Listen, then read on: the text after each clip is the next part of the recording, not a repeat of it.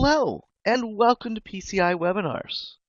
Today's webinar, Safer Online, Strategies and Advice for Librarians, with Carrie Rogers-Whitehead. Carrie is an instructor of online privacy and a practitioner. As CEO of Digital Responsibility, she helps educate students and other organizations on digital citizenship, which includes being safe and private online. In addition, Carrie is a corporate trainer, event planner, writer, and library consultant who works hard to stay on top of tech trends for her audiences. Come to you now from Salt Lake City, Utah. It's Carrie Rogers-Whitehead. Oh, thanks for having me and thanks for joining me, everyone. I'm glad that there's another online safety webinar later this week. And if you want to dive even more into some of the stuff, in the past, I think last year, I did an online privacy, just on online privacy for PCI webinars that will be archived. So I'm going to touch a few different elements of safer online strategies. And I love to have discussions, so please just comment. I'm going to have a few pauses and we'll also leave some time for discussion and questions at the end, but I like to make it interactive and make it most beneficial for you and what you're particularly dealing with. So digital citizenship, the ethical and responsible use of technology is what I teach with my company to students, parents, and educators. So we work a lot around safety. I'm going to spend particularly more time on some cyberbullying issues, partly because I work with a lot of adolescents and educators, and that is a big concern of theirs. But if you have a particular element of online safety that you feel you want a little more time to cover, I just let me know and write it in the box there. So we do a lot of work and research in this, and the book is out next year on digital citizenship teaching and strategies. If you want to know even more strategies to kind of teach and implement this in your organization, it's coming out next fall. So this webinar is going to cover different elements of safety, cybersecurity, online privacy. So when I talk cybersecurity, I'm going to talk about some general trends going on in the whole world, online privacy for libraries and for individuals. And as I said, we're going to delve into some cyberbullying, and we're also going to touch some digital sexual violence. So cyberbullying and digital violence is all violence. So we're going to cover a few different aspects of that because you are probably seeing that in your library, and then we'll share some resources and strategies to help you and your patrons stay safe. So when I get going, what do you see? If you want to type in something that you're seeing in your library, a particular concern of yours that you saw. I know cyberbullying was a big issue and when I was working in the public library, a lot of with the teens. We had 100 and 150 every day after school. There was a lot of fights that would bleed over from the night before into the library, or fights on the public computers. And so I'm going to talk about some strategies and whys of that, but feel free to chime in on what you're seeing. But I'm going to give you a sense of the landscape and kind of what's going on and what might happen in the near future here. If you like future trends, I did a webinar on like 20 different future trends, and I'm going to cover a little bit of them, including like our Bitcoin. We're going to talk a little bit about that. But I do like this quote. Kevin Mitnick's an interesting person to follow. He's just kind of a professional hacker and talks about that side of things from the hacking side of things. And so usually when there's hackers, the government hires them. And he has a good point here. The person at the end is the weakest link in the security chain. And we're going to talk about some strategies to kind of help fill that link there. So here are some stats in terms of cybersecurity. You might have bought a smart speaker. Anyone have a smart speaker yet? That was like the biggest Christmas gift of 2017, and it looks like that might be the same for 2018. Both Apple, Google, and Amazon want you to buy their smart speakers because then that makes more money for their whole entire platforms. I won't get into that too deeply, but there's more and more of that out there, which that is part of the Internet of Things or connected devices.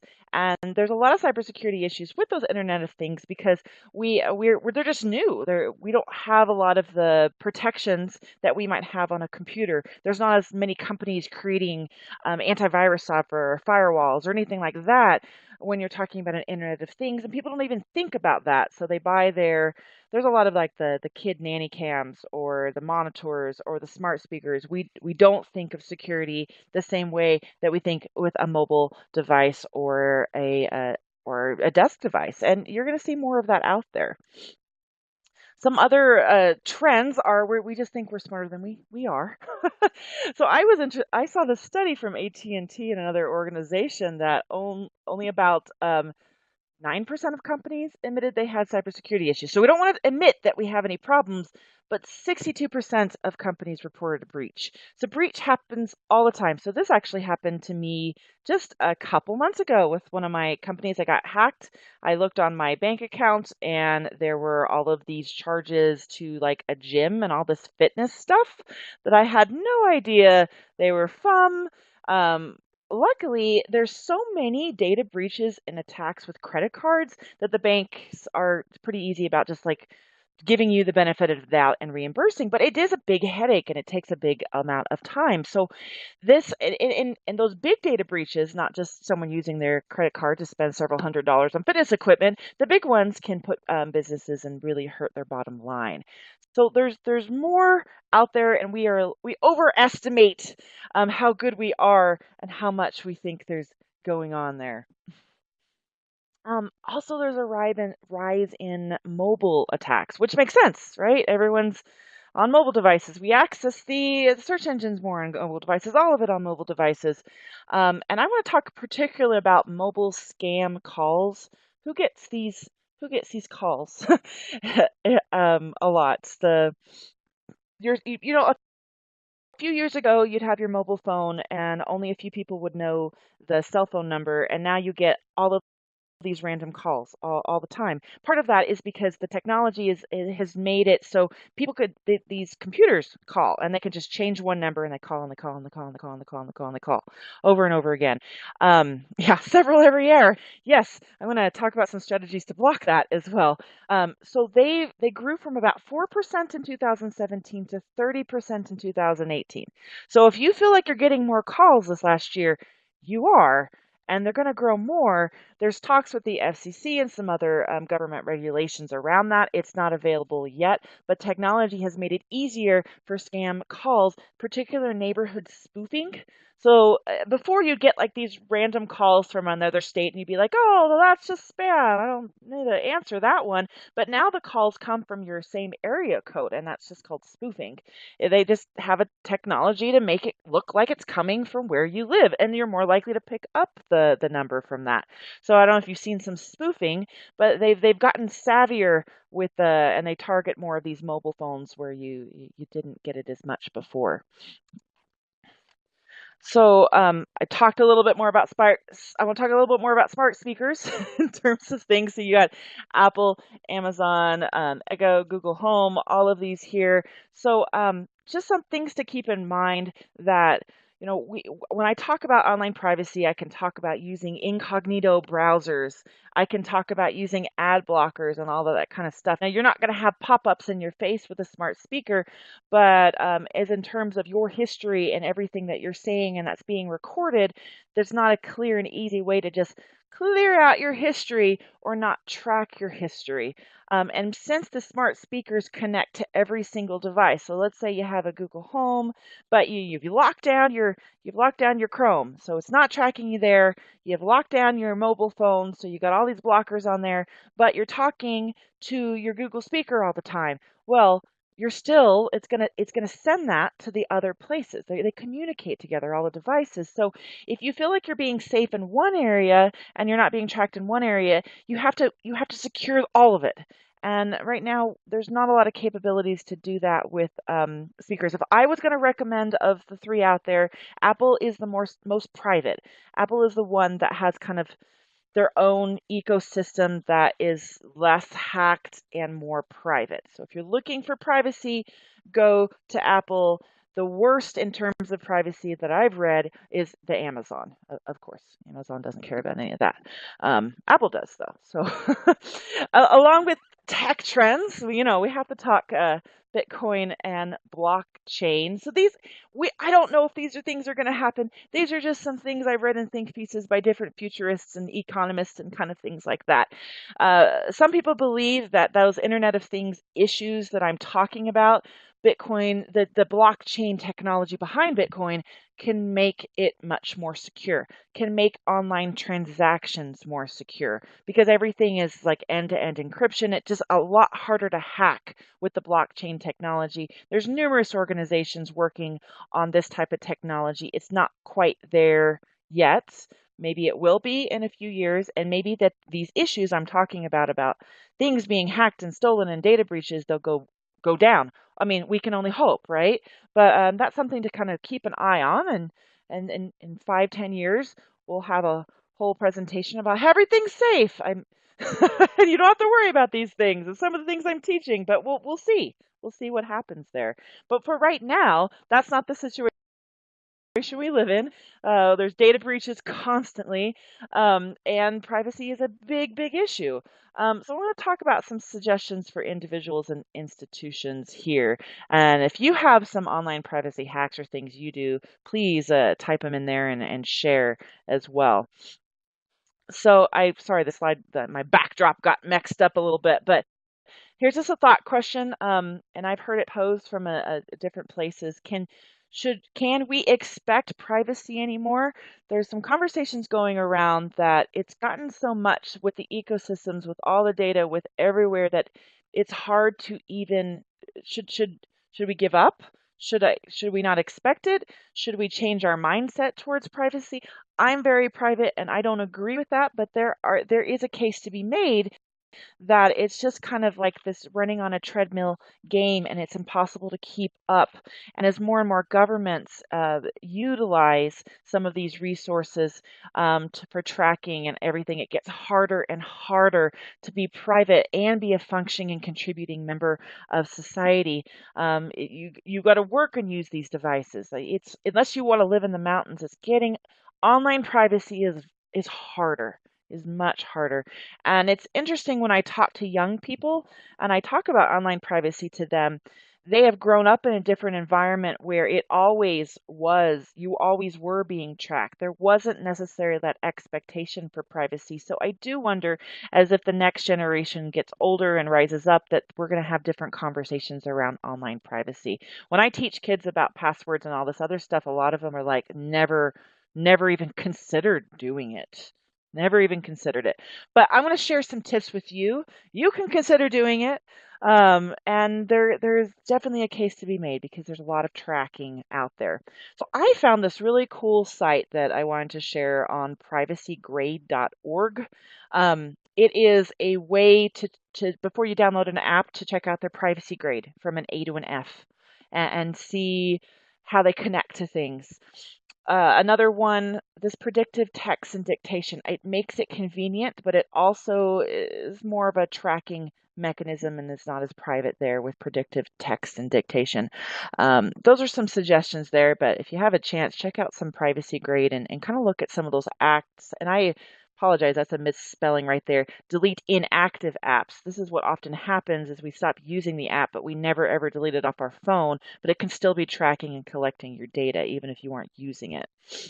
These are apps and things I use personally that I would recommend for some privacy software, more mobile. That spam calls, I got RoboKiller a few months back, and it's way decreased all those spoofing calls. It goes to just an app that I can check in. It gives me the option to approve or disapprove that call. It actually records the voicemails for me and I can kind of sense if it's a spam and I can create like white lists or block lists. It also creates my own voicemail. You can actually do some kind of silly ones if you want to mess with the spoofers and spammers there too.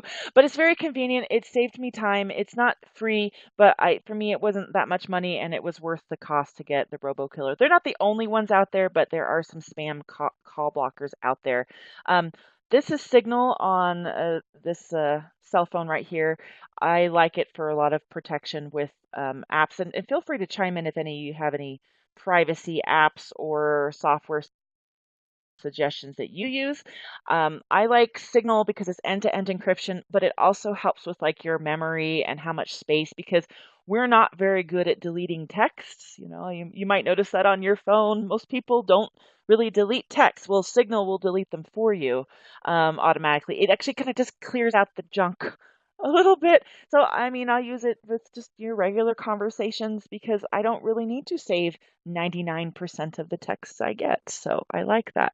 Another one that's great is burner email. So to give you an idea what a burner email is, so you go online shopping, you create an account here, you sign up for a newsletter here, and all of a sudden you're getting all this junk and spam mail. So a burner email, it's a one-stop shop, and it creates these it automatically generates these. I mean, it's like a random number that's just a unique email. And so you use that unique email to sign up for, the shopping thing here, the newsletter here, and then you can manage all of those emails in one place. And it's protected by a particular password too. So I like burner email to cut back on the spam. Now, just of course, you click unsubscribe, but it feels like they're weeds and they just pop up all the time. And then LastPass is one I would recommend for organizations to use, particularly if you are sharing different accounts. It's the same thing of burner email. It has a one-stop shop database that has all of the passwords in it, and then you give permission from LastPass to share those passwords. So you're not like giving away your passwords all the time. So if you're sharing accounts, I would recommend a LastPass, and that's free. You can get a paid account though. So other tips, these are for library desktops. These are for things that your patrons are using. Having the secure browsers installed, and I know that this is a pain. So at the library I used to work at, we had Internet Explorer way too long. It was like just this slow migration because there's lots and lots and lots of computers to get it off there. But it was, when Internet Explorer was there, the patrons wouldn't like go to Firefox. They wouldn't necessarily go to Chrome. They would just click on whatever they saw on the desktop. They don't notice that. You have to make the safer browser the default browser, or your patron's just going to click on it. So having more secure browsers installed is a pain, but getting it, you can't necessarily trust the patron to make the most privacy choice. They're just trying to, get in there and do what they need to do. And that's some privacy tips. If you have any, feel free to share, but also requiring HTTPS, the secure, on all your library website catalog and public computers is a big deal too. Chrome has been migrating the last couple of years to just changing their algorithm to HTTPS sites or blocking them. And if your library site, even on a page, doesn't have all of that, they might not be able to be accessed as well too. So I love the Library Freedom Institute if you're looking for more privacy resources and suggestions. I don't know if anyone's ever checked out their site, but they have like kits, toolkits, resources, tips on all of this type of thing. They just updated their website, I think, the last few months or something, because I find it easier to use now. But check out the Library Freedom Institute if you want to know more. So we talked online privacy. If anyone wants to comment what you see, and I'm going to dive into some of the negativity online. What do you see? Do you see cyberbullying? Do you see other types of behaviors online? I want to talk about all of that today, but I loved your input as well.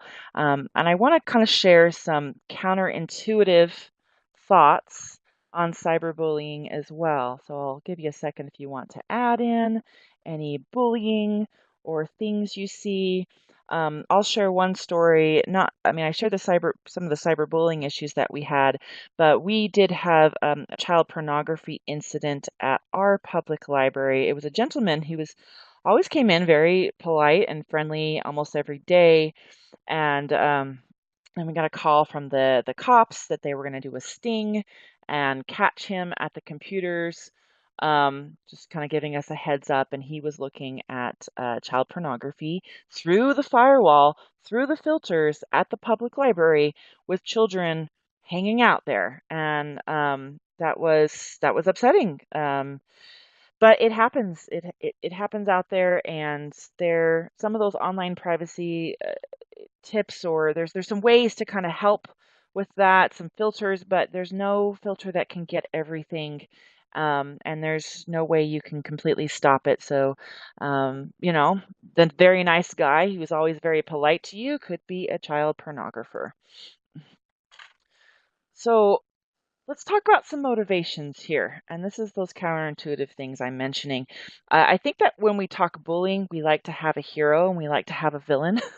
We treat it as a very black and white issue. Bullies, bad, victims, good. But it's more complicated. And I found that this statistic fascinating when I was doing research in this area is that 40% of students who cyberbullying say they do not feel any feelings of guilt or shame, and that they actually reported that it was fun, that they wanted attention, they were bored, they were they were not like these evil mastermind villains. They didn't feel much at all. They actually liked it. So when we talk about cyberbullying and we use those narratives of good or bad, I think it's just more complicated. Another issue with cyberbullying as opposed to traditional bullying, traditional like more face-to-face bullying, is there's typically more of a power differential on traditional bullying. Bigger kid, smaller kid, male, female, that kind of thing. Cyberbullying in some ways has democratized the landscape, that power differential is not the same. And so you have victims becoming perpetrators, perpetrators becoming victims. You've seen this with a lot of the rash of school shootings, that these kids were cyberbullying, they were involved in a lot of trolling and things online. They were both a victim and a perpetrator. And cyberbullying allows those that don't have that traditional power, they're not big, they're maybe picked on, to kind of come back and get at other people. So I say this because some of our no tolerance policies, I'm not saying that the no tolerance policy is bad, but keeping in mind that the perpetrator is often only a victim and that you might be shaming them for something they don't believe is wrong, and how we handle that could be better.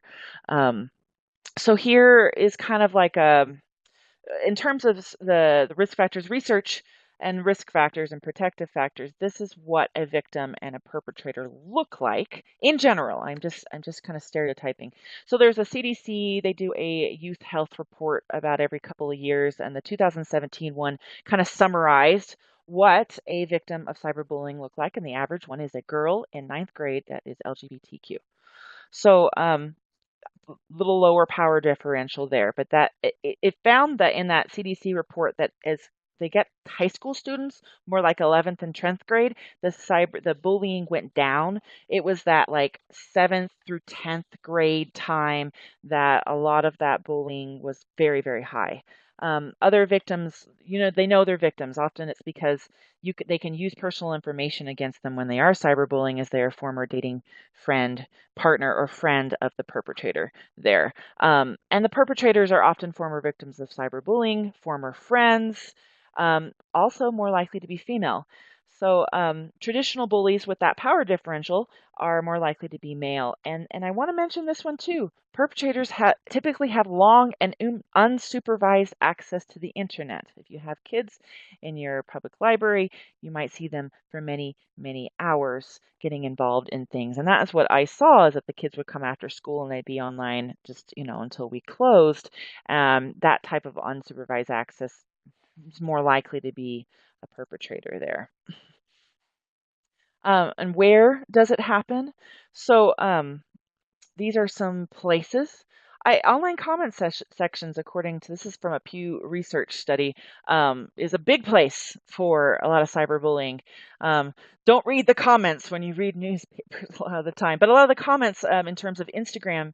So the bullying on Instagram doesn't happen in like the main part of the feed. It happens in small groups or comments on stories or those type of things. So it's not always out in the open. So if someone comments, they don't like put it out there on their main feed, so that it's hard to catch. Dating apps, of course, and anonymous message boards. I'm going to also talk about Discord a little bit. Men are more likely to bully and be bullied on games, and a lot of that does happen on Discord. I don't know if you're familiar with that server. Does anyone use it? We got gamers in here. I actually like Discord overall, because I like it's easy to use, very easy to use. And you can set up just, channels that are private, but a lot of the bullying can happen in the large public forums. And so some of the issues are, so I'll give the example. I just wrote a story about this on Fortnite. So you get the littles like the Fortnite. Of course, the bigs like the Fortnite too. But usually, right, a game starts out really popular with older and then it skews younger. So a lot of 8, 9, 10-year-olds are using Fortnite. There's a Discord public forum that's got over 100,000 people in it for Fortnite.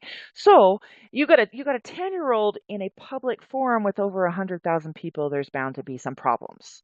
So that's something to keep in mind, especially in the gaming platforms. I think sometimes the cyberbullying goes underground a little bit more on gaming because it is harder to like screenshot. There's not always like a reporting function that is easier in certain social media as well. So yeah, Brian, use it. So I mentioned risk and protective factors a little bit. Risk factors means you're more likely to exhibit behaviors. Protective factors means you're less likely. A lot of the issues that you see around digital violence is an issue of loneliness. And you might see this in your library. I kind of call them like some of the lost kids. They were the ones that had graduated high school. They weren't really working. They weren't in college, and they would come and hang out at the library every day. And they were usually polite, but we had some issues with some of those lost students, and I felt for them because they can't. If you're a 19-year-old guy, I'm sorry, you're not coming to my teen program with 13 and 14-year-old girls and little, youngers. There's an age difference, so they felt like they didn't always have a space, and we do our best to create a space for them, but loneliness is a risk factor for lots of unhealthy online behaviors. They get lonely, they get mad, they act out, and they can be at risk for predators online. One of those lost boys, he had to be banned for some incidences with younger people at my library. So it happens out there, those loneliness. So, while I'm talking negativity and loneliness and unhappiness, might as well let's talk about digital sexual violence. Curious if what you do or what you've seen in your library, have you had a child pornography incident? Have you had any of these type of behaviors?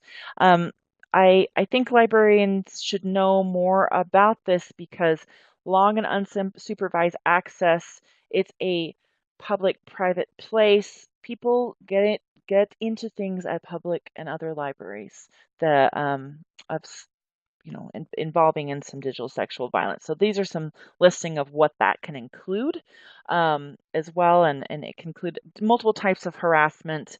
It's typically digital sexual violence overall is mostly male to female, but it can go the other way too.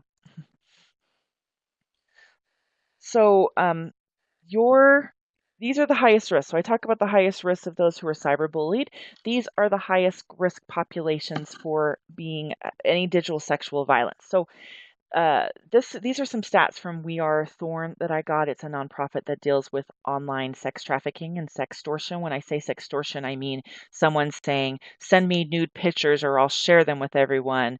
Um, do this lewd act, or I'll do this. It's threatening behavior. But the average victim of sextortion is a 15-year-old female, so pretty young. Um, I'll, and when I talk sex trafficking, that's more like a pimp situation.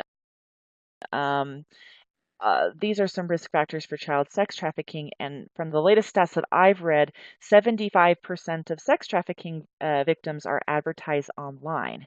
So a lot of this behavior that might have happened on the street happens online now. So you have kids, the homeless youth that have run away, someone grooms them, takes advantage of them, and there can be issues in a library space. It's a public place. It's where maybe a perpetrator can meet victims in a space that they normally couldn't because they're there, they're around, they're unsupervised, and it's not the library's fault at all, but think of all the public spaces that young people and older people are hanging out. That's one of the beautiful things about public libraries is everyone is in one space together, but predators can use that for their advantage.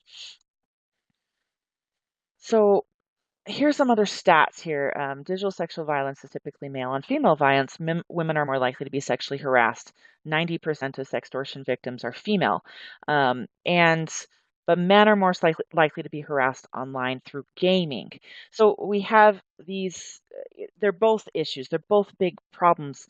It's hard to sometimes see what's going on, but we do see more than we think. This is one way that we can encourage to help is that two-thirds of American adults, according to this Pew Research study, have witnessed online harassment.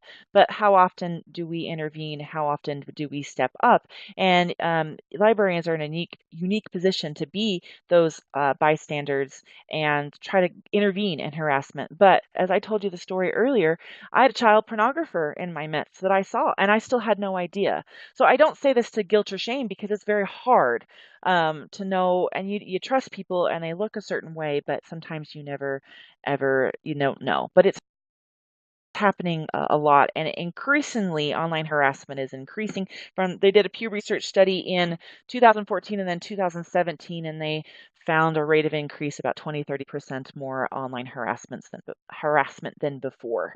So this is tough. So here's some strategies to help, and feel free to chime in if you have any thoughts or things you've seen or things you've done to encourage these big issues. These are on cyberbullying, but they can also help in issues of digital sexual violence, because cyberbullying can be sexual.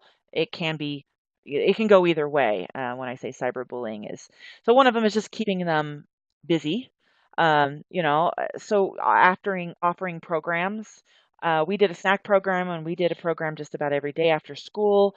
Um, that being said, I can't force the kids to go to an after school program, and some of them just wanted to be on the computer. So I would try to like walk around and coax them, and I'm like, hey, we have food and we got this going on.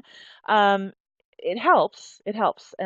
When those kids saw more stuff going on in the other room, they were more likely to get off the computers and involved there. But you can't force people to go. But if they have a place to go, they're more likely to be more positive online. I mentioned this earlier, do not shame, and then that rove and be aware. I've had many incidences when I've been roving around the public computers and you walk next to someone, all of a sudden their screen changes. Like they click into a different tab really, really fast.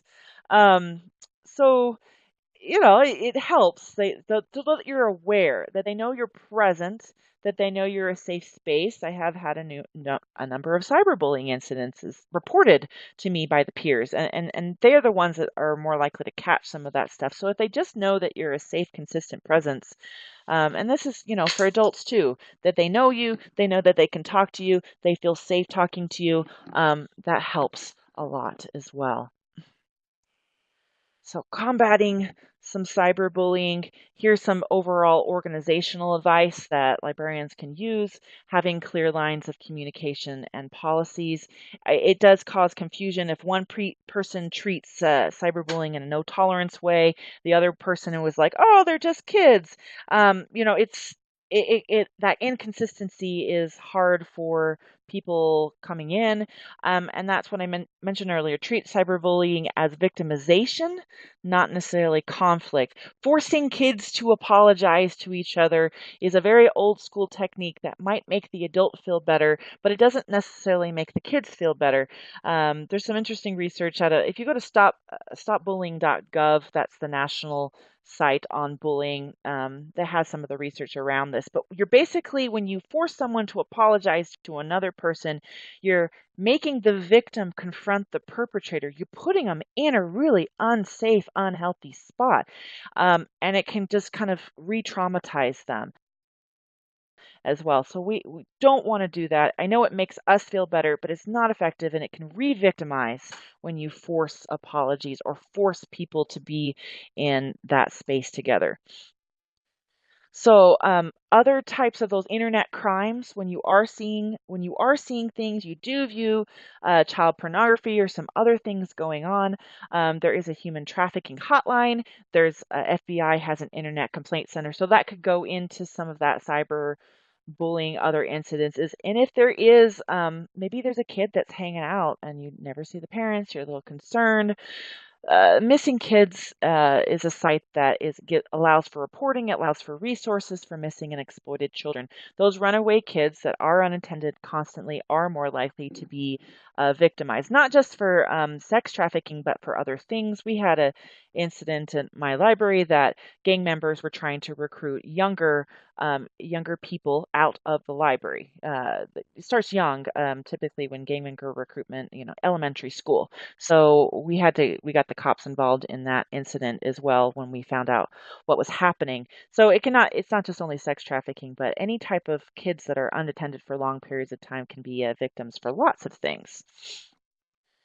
So some other suggestions I'm going to pull in. These is beyond digital sexual violence and cyberbullying and everything there. And as I said, please share what you've done or you've found to help make your library safe. Um, there are, we can limit our personal data collected from library websites, and what is collected from the data. Do you need that type of data? I mean, I think that's a question. Librarians are at the forefront of online privacy. We're often the only ones working in this area or even talking about it. So we kind of have to set an example. If our LMS is collecting data and we're saying, hey, we want to keep patrons' information private, well, that's a little bit hypocritical. And also some third-party plugins that we might want to be careful. There's a number of them that you can put in your LMS that can be, reviews, that can be different tools, that can be online help that we plug in our existing LMS, but those might not have the same privacy protections and rules that the catalog does. So someone thinks that they're okay with sharing their personal data, they're in their library catalog, they can click a link, they're outside of the LMS, but they don't know they're outside of the LMS because they think they're still doing library stuff and their data is collected. And so that's something to keep in mind as well. Here are some other plugins that I would recommend. I had some apps, those RoboKiller and like the other ones out there, but some plugins that you could put on your library desktops are things like Disconnect, Ghostery, and Do Not Track. There's like settings that you can basically put where it's always kind of on private or incognito mode out there. Now, that being said, this might be an inconvenience to patrons because a lot of sites are blocked. They just say, nope, you can't get through here because we can tell that, you won't take the cookies and we just block you and patrons don't know and then they talk to you. So it's kind of a trade-off. You're trying to protect their privacy, but some patrons don't really care much about that. They want the convenience and balancing that and can be kind of tough there. So I wanted to, give some time for questions. I know we have a small group. We don't have it too chatty here, but feel free to chime in and ask some questions and share your resources and share your apps. I'll share a little bit more as well. So it's tough. This is tough because technology changes rapidly, but people's behavior doesn't always change as quickly, and people do what people do. But librarians have a really important role for kids and some of that safety. So I mentioned a little bit about, I called them the lost kids that got a little bit older. I had reports from some of the teen girls that this boy was harassing them and following them out of the library and things like that. And, I had to get the cops involved and he was banned from the library. But I mentioned that story because those kids felt safe in the space. They knew they had someone to talk to. And so that behavior didn't go underground and it did get prosecuted and it did get taken care of. But if a person doesn't feel like they can trust the librarian, they can trust the space, or they feel like it's just how it is, I'm just gonna, I'm a victim, I don't know that this can be better, they would have never ever reported it. So creating that safe place is important. So, oh, thank you. Yeah, Francis talking about financial attractions online. Good point there. Until we've got blockchain perfect, there's going to be a lot of issues there. So some of those plugins and the VPN in particular, I mentioned earlier, will help with those financial attractions online. There are free versions of VPNs you can just install in your browser. You don't necessarily have to purchase one. Be a little careful of what free VPNs you want to buy, but you could put one and it's just in your browser all the time. that can protect their IP address and that credit card information being shown. Unfortunately, part of it is just being smart about it. But when the growth of fintech with like Venmo and Cash App, it's harder to protect yourself with financial transactions with peer-to-peer apps. So some of it I would recommend just having some basic financial literacy classes. I know there's some really great resources from ALA on financial literacy. Putting in the plugins, putting in the VPN is the best you can do. That being said, using a credit card for all transactions instead of a debit card will really, really help, because I was hacked and that was a debit card, and it caused a lot more headache to get the bank to reverse the charges than if I had a credit card. So I just tell people, try to be really careful about um, using a credit card for online transactions. And so Renee mentions it's a scary world we live in. I think walking around and making yourself known to computer users is a great deterrent. Yeah, no, thank you. But it's hard sometimes. You're busy. You're on the desk. You got to line the desk. People waiting. One thing that I had an old boss that implemented is that when the teens, or because we were near like a middle school and an elementary school, we got flooded after school, that there was always at least 1 to 2 rovers on the floor from 3 to 5 p.m. And so someone was just, you weren't scheduled on the desk at all. It was a specific, you are roving for these hours on these days. And sometimes I think we do roving in terms of like looking up, looking around and saying, oh, should I do this? But it was scheduled and it was consistently every day. And that did help a little bit too. So thank you for that comment. And yeah, Francis, it's a tough issue. And I see a lot of the issues with the young people and the millennials on the apps like Snapcash, or sending money through Facebook Messenger, and some financial scams that way. The number one financial scam actually is catfishing. That's where people get their money. And so what you see is someone pretending to be a friend on Instagram or Snapchat or whatever it is, that they get scammed that way from thinking someone's a boyfriend or a girlfriend. No, and Leslie, you have a great question on cyberbullying going on unless they tell us. It's hard to know. Roving can help be a deterrent, and they can report, but unfortunately, a lot of it happens on a mobile device and you can't see, or it happens late at night, or it happens in privacy. So it is difficult to know unless you see it or they report it. I think one with young people in particular, I think when they police it and they encourage it, and there's a clear like person to talk to and they know what to do about it, that helps. And then taking it seriously when it does happen. But I wish I could give you more. I can tell you certain apps and certain things and where it happens, but at the end of the day, they're going to have it on their phone and you're probably not going to see it. But it is for boys, it's more likely to happen on games, and for girls, it's more likely to happen on social media there too. So I just want to show you some references and resources, but I have a few more minutes for questions as well. That article I wrote on Here's What You Need to Know About Cyberbullying summarizes a lot of the recent research I've seen around cyberbullying. And the whys of it, and some prevention pieces. One of the ones I mentioned briefly is the bystander effect is one of the most powerful ways to deal with cyberbullying, which means empowering peers and educating youth to report, and having a clear place for that reporting and how that looks like as well. So this is some information about scammer calls increasing. The CDC, I mentioned risk and protector factors. If you want to have some great stats on sextortion, look at We Are Thorn. They have a really great video. It's like this little cartoon animated cat that talks about when someone asks you to send new pictures and it's aimed at youth. I think it's great to share with the teens on what to do in a very non-shaming kind of fun way on sextortion, because yeah, it starts around age 15, quite young, and I doubt they're getting any kind of education, or their parents might not even know to talk to them as much about that. And so it just happens, and they don't always know what to do there too. So thank you. And we have a small crowd. I think I have one more page of references here.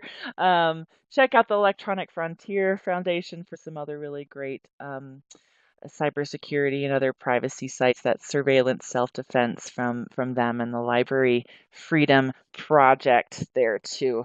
So if you're wanting to dive in more, the Library Freedom Project has things that libraries can easily put into a program or do into a program as well. There. So thank you. I'll stick around for a few minutes. So now we have a smaller group today, and this is a heavy, deep topic, and I really wish you all the best dealing with it. It's not easy, but I'll stick around for a few minutes if you had other questions or thoughts. And let me pull this slide back here with some information.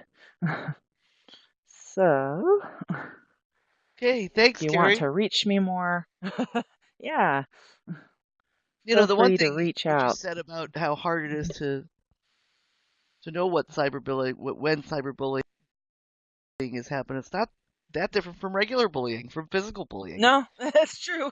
Yeah, I mean, it's not like the movies where like they're all in a circle chanting, "Beat him, beat him." I mean, that's a stereotype. It happens in other ways.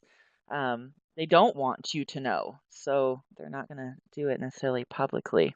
And Right. it's harder to follow a lot because, especially with the stories function. So on Instagram is rife for cyberbullying, and they're not the best at handling cyberbullying incidents as the company. Facebook's actually done a better job, in my opinion, on that. But it happens in stories, so stories disappear. So the cyberbullying happens in Snapchat or stories, and so you can't see it unless someone takes a screenshot. It's gone. It's disappeared. So that's Hmm. hard, hard to do. Yeah, yeah. Thanks. All right. Are there any other questions for Carrie? You've asked some good ones going along here. Just want to see if there's anything else out there. Yeah, yeah. And every app I recommended I've used myself. I recommend them all, but apps are constantly changing, and there's more and more mobile security apps than you would found a couple of years ago. So I'd find out what works best for you as well. Sometimes I think that my mobile phone is only there for that kind of stuff because that's all I get. I don't answer Yeah, it. I the don't have ever spam, have it on. You know. the spam calls and everything. So yeah, it's more of an issue, especially if you're working. Your phone gets out there. So the Robo Killer, it's actually just called Robo Killer. So just look on it on the App Store. Just look up Robo Killer, and that's the one. You could also just look up spoofing, or use those words spoofing or spam, and they'll probably direct you to the right place. But the app is called Robo Killer. If you want to be snarky, you can do weird voicemails. They got snarky voicemails you can put for scammers too. I do that horrible thing I shouldn't do. Is sometimes I call them back. Ah, well, sometimes you don't know if it comes from a local address. Right. I'm more Right. likely to call them back because I get calls out of the blue, for my work, and it could be someone. And no one sends voicemails anymore, so it's hard to know there as well. Right. Yeah. Yeah, Yeah. yeah, but yeah, it's getting worse. I got off a regular phone because I had so many spam calls just on a landline years back, and then I'm dealing with the same thing on a mobile line Crazy. too. Yes. All right. Let's. I want to just thank everybody for attending, and Carrie, thank you for keeping us up to date on this and putting it all together. Lots of great information and recent information, which we always like to see. So thanks everybody. Thanks for coming, and we hope to see you again soon at a PCI webinar. Have a great afternoon, everybody. Thank you.